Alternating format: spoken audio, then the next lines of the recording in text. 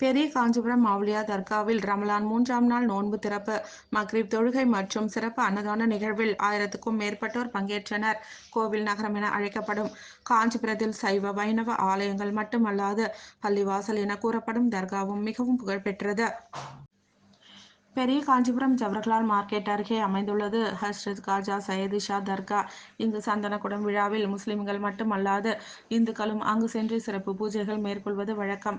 இது மட்டுமல்லாது வரதராஜ பெருமாள் கோவில் திருத்தேர் உற்சவத்தின் போது கங்கை கொண்டான் மண்டபம் அருகே மண்டகப்படி நடக்கும்போது முதல் பிரசாதம் மரியாதை இந்த தர்காவுக்குத்தான். மேலும் காஞ்சி காமாட்சி அம்மன் பிரம்மோற்சவத்தின் போது நிறைவு விழாவான புஷ்ப பல்லக்கின் போது காமாட்சி அம்மனுக்கு தர்கா சார்பில் பன்னீர் ரோஜா மற்றும் வாசனை திரவியமான பன்னீர் ஆகியவற்றை சமர்ப்பித்து மரியாதை செலுத்துவதும் இந்த தர்காவில் காலங்காலமாக நடந்து வருகிறது. இந்நிலையில் கடந்த 3 நாட்களுக்கு முன் இஸ்லாமியர்களின் புனித நோன்பு என கூறப்படும் ரமலான் நோன்பு துவங்கியுள்ள நிலையில் நாள்தோறும் காலை 4 மணி முதல் மாலை 5 மணி வரை உண்ணால் நோன்பு மேற்கொண்டு இஸ்லாமியர்கள் விரதம் இருப்பது வழக்கம். அதன்பின் சிறப்பு தொழுகைக்கு பிறகு நோன்பு திறப்பு நிகழ்ச்சியில் இதற்கென தயாரிக்கப்பட்ட சிறப்பு நோன்பு கஞ்சி மற்றும் பழங்கள், ஸ்நாக்ஸ் உள்ளிட்டவைகளை உண்டு விரதத்தை அன்று முடிப்பர். இந்நிலையில் இன்று பெரிய காஞ்சிபுரம் தர்காவில் முதல் வியாழக்கிழமையொட்டி சிறப்பு தொழுகை மற்றும் ரமலான் 3ஆம் நாள் நோன்பு திறப்பு நிகழ்வு நடைபெற்றது.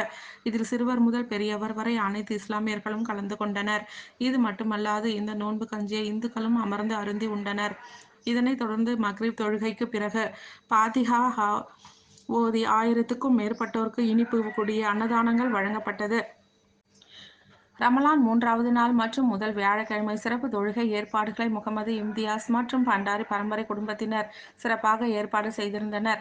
காஞ்சியில் மட்டும்தான் இந்துக்கள் பண்டிகையில் முஸ்லிம்கள் கலந்து கொள்வதும், முஸ்லிம்கள் பண்டிகையில் இந்துக்கள் கலந்து கொள்வதும் ஒற்றுமை வெளிப்படுத்தும் நிகழ்வாக அனைத்தும் நடைபெறுகிறது.